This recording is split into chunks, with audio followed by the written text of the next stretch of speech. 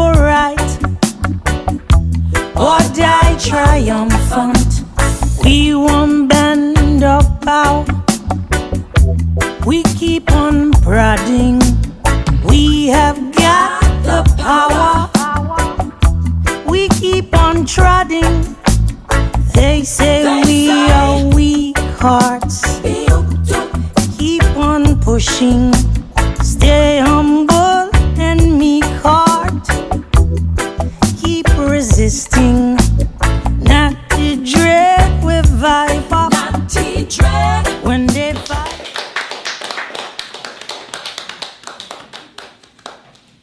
So what's your motivating power to keep doing what you do? This person over here. And 3 little boys I left somewhere. That's a good thing. Yes. Somebody has to say it. You know, I tell people I started writing songs because nobody was saying what I thought they should be saying. You know, I was waiting for it, and you know. So we had, you know, the heyday of reggae, and some people say the CIA got into Jamaica, switch it to Zungu Zungu Zungu Zing, from, you know, apartheid fight against it to Zungu Zungu. So that's where we went, right? And we went on that. It was music still, but it, you know, it didn't uplift. It caused more crime and violence than anything else, you know, because everybody wanted to show what they could do and be bad and all this. Then that was my time of starting to write songs, and I was wondering why people weren't saying those things. You know, I didn't think I was any smarter than anybody else, and I know they were, you know, the puppet master was someplace controlling the show. Right. But, you know, I couldn't understand bowing to the puppet master. Right. You know, I figured if you're gonna do it, you should be as true as you can to it. And I just needed to hear something that was uplifting, something that told me, you know, that, you know, one little spark can catch a fire. You know, I needed to hear this, and nobody was doing it, so I started writing songs. And being as brazen as I was, I moved to Canada, and I went to some brothers who had a band, and they were playing and they were writing songs, and I thought the songs that I was scribbling on the little piece of paper I had was better than the songs they were singing, you know? So I was bold enough when I said one day, I said, yo, I have a song, you should try it out. And the guy said, you don't know who we are? You know? And I was like, yo, but I know who you are, but that shit is not good. You know, it's like the same cliches about, you know, there was so many more stories to tell. Yes. And I think that's probably my issue with some of reggae. That, yes, we're suffering as a people. Yes, there's hungry people in Jamaica. Yes, the cupboards are bare. But there's got to be something else to sing about. That's right. There's got to be something else that, because, you know, it almost seems like the song is the same way we say we have to eat our food, like everything is immediate. And we don't see the long term of it. So maybe we should not try eating food, maybe we should plant some seeds. How about that? You know, and then we can all eat food. Yes. So that's what I wanted to hear people say, and I wasn't hearing it, so I started writing these songs. And we started playing regionally, locally regionally, and we made an album. And then I was like petrified because I made an album. I'm like, now somebody's gonna hear what I had to say. Right. What are they gonna say?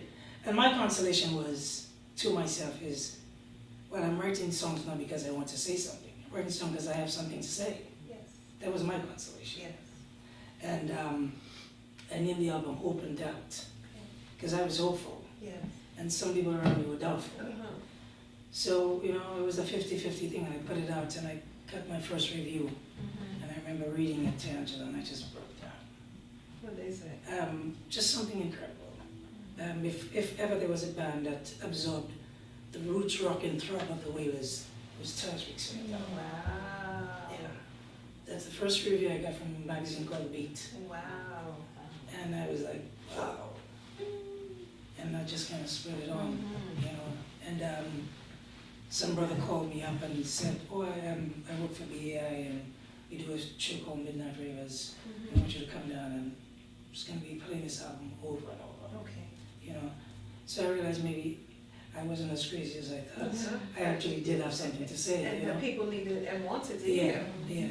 yeah. And first album came, and second album we went in with more confidence in the first album. And third album came, and fourth album.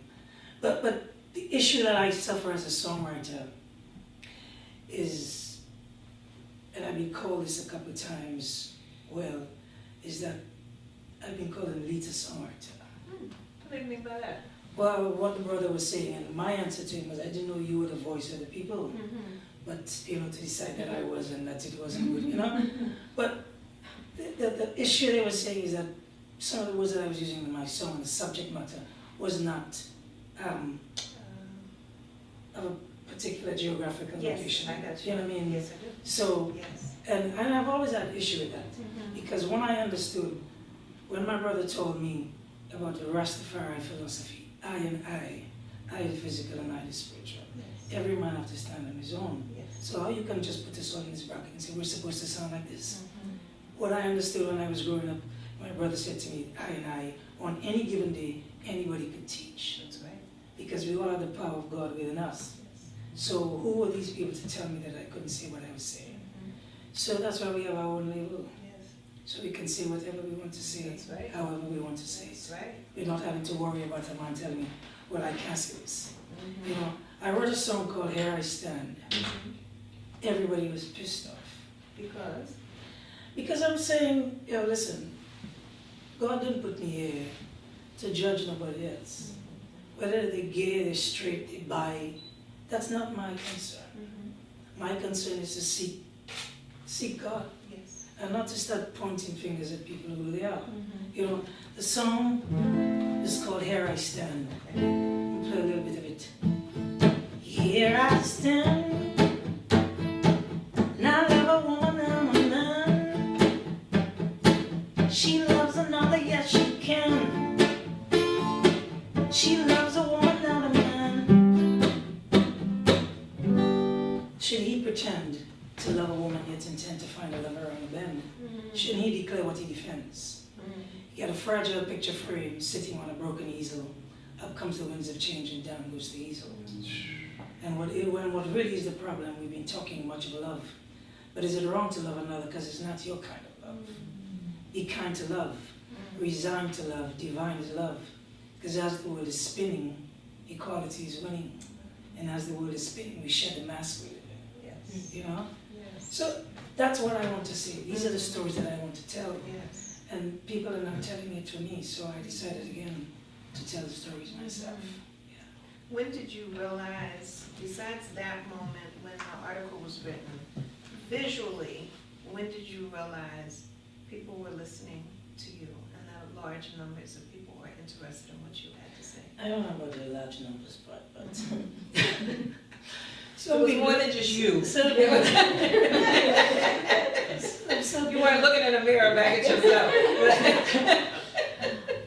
I don't know if I still have realized that. You know, because I'm not doing it for any of this. You know, it might be a selfish reason why I do it, so that I can hear what I need to hear, because I don't think anybody is telling me the way I want to hear it. That's right. Have it told. But I also never wanted to be gimmicky. I'll tell you what, and I always said to Angela, I said, I want, when my children look back on my work, they say, Dad, you did good. You know, and my son wrote me on this album. Yeah, he said something really beautiful. And I turned and said, that's why I did it. You know, for him to say, Dad, I'm proud of you. Yes. Yeah. Yeah. And that's important. And I can say that as someone who has taken over her father's business and continuing the legacy that he set forth. I tell my father every day, I say it right now in this space that he provided. And it's through this space that allows me to be sitting here with you right now and all the work that I do, that he did the greatest job. As a father, as a man, as a husband, as an example, as a teacher, And so I think it's powerful when a parent chooses to make that declaration, and when a child pays attention and can confirm what has been done. So as a child to her father saying thank you, I can appreciate your son